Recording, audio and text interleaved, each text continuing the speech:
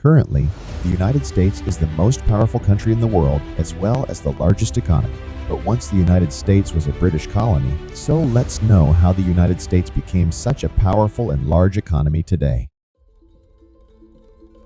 In 1776, the United Colonies of America was born through the Declaration of Independence and annexation of 13 British colonies on the Atlantic coast, from Massachusetts in the north to New Jersey in the south. The total area of the 13 colonies was 1.1 million square kilometers.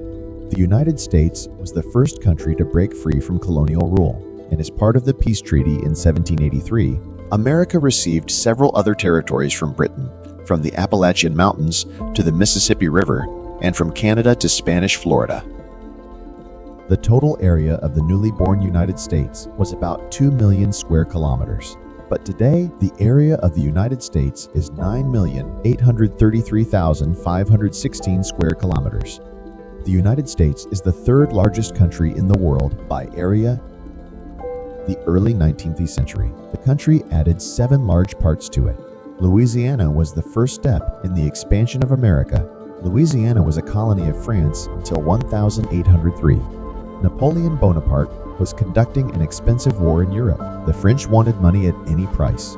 Taking advantage of the opportunity, America bought about 21 million square kilometers of Louisiana for only $15 million. In one fell swoop, the size of the United States doubled. After that, America added Florida.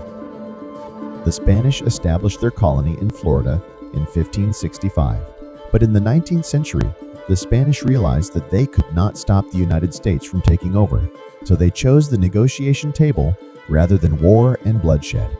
After years of negotiations, America bought Florida from Spain for just $5 million. America can conquer Louisiana and Florida very easily, but it has trouble with Texas. The Republic of Texas seceded from Mexico and peacefully annexed the United States in 1845. But shortly after the annexation, conflict broke out between Mexico and the United States. In 1846, the United States declared war on Mexico. After limited fighting, both sides signed the Treaty of Guadalupe Hidalgo. According to the treaty, Mexico recognized Texas as part of the United States. Also, the United States took possession of parts of California, Nevada, Utah, Arizona, Colorado, New Mexico, and Wyoming. On the other hand, Mexico gets only $15 million. On the other hand, the province of Oregon joined the United States after long negotiations with Britain. The border of the United States reaches from the Atlantic to the western Pacific Ocean through Oregon's annexation. After that, the United States turned its attention to the vast Russian territory of Alaska. After losing the Crimean War to France, the Ottomans, and Great Britain, Russian Emperor II Alexander considered selling Alaska. Alexander thought it better to sell Alaska to the United States than to give it to Britain. In 1876, after long negotiations, Russia sold Alaska to the United States for only $72 million.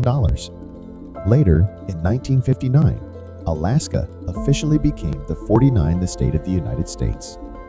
After that, the 50th state of the United States was recognized as the Hawaiian Islands, 2,500 miles from the mainland of the United States.